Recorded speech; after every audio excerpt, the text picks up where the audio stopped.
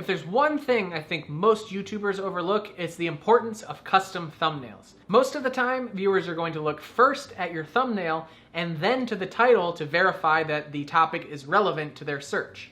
Now, we're not graphic designers by any stretch of the imagination, but we are proud to say that every single one of our videos has a unique thumbnail, and it's something that we're complimented on frequently.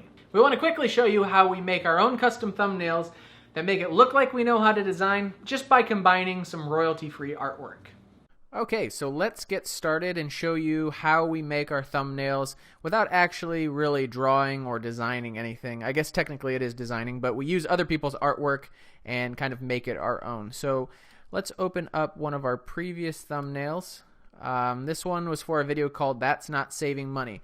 And very quickly, I just want to talk to you about your text on your thumbnail. So this needs to capture your attention or capture the viewer's attention. And if you make the font too small, no one's going to be able to read it. Remember that these are going to be tiny little thumbnails and a list of search results or recommended videos. So in this one, we actually broke our own rule. Usually we try and keep them under 3 words or less. But since one was a nice big green knot, that kind of draws your attention and you'll look a little closer to read it. Now, how we built this thumbnail, I think it's actually a pretty good looking one. This little graphic right here is actually from a royalty website, and the one that we use is called 123rf.com. And the reason why we use 123rf is they just seem to be the cheapest. So I think this one was called Money, oops, sorry, I'm typing one-handed, Money Down the Drain.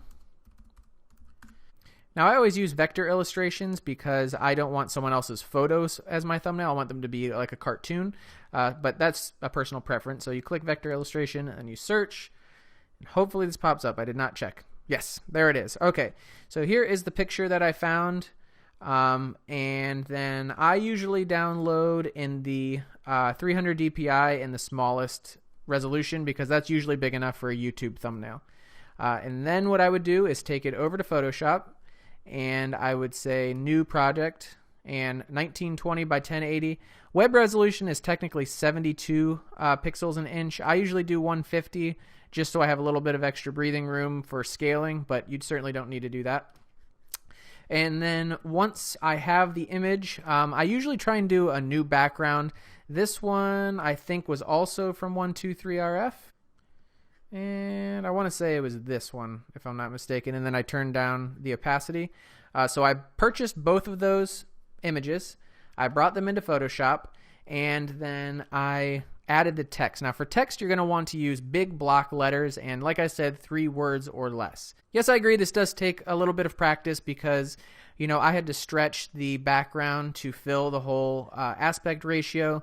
I had to cut out all the white out of this image, which if you don't know how to do that, that's, you know, something you have to learn in Photoshop, or if you haven't paid for Photoshop, there's a free software called GIMP, which you can use to do the exact same thing.